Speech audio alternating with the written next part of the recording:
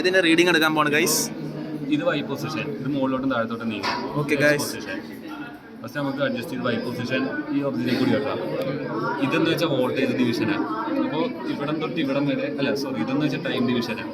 അപ്പോൾ 0 തൊട്ട് അഡ്ജസ്റ്റ് ചെയ്ത് എവിടെ വരെ ഉണ്ടോ നോക്കണം. ഇതിപ്പോൾ എത്ര ഉണ്ട്?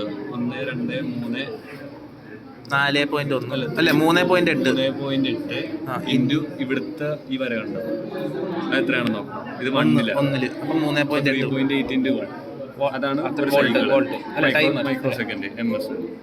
ഇനി മുകളിലോട്ടുള്ളത് അതാണ് ഈ വൈ പൊസിഷൻ. അത് ഇത് 30 പോയിന്റ് കൊണ്ടുവന്നിട്ട് മുകളിലോട്ട് എന്തോരം ഉണ്ടെന്ന് നോക്കണം. അപ്പോൾ ഇത് എത്രയാണ്? ഒരു ഡിവിഷൻ 1 ഡിവിഷൻ ഇൻറ്റു ഇവിടെ എത്രയാണ്?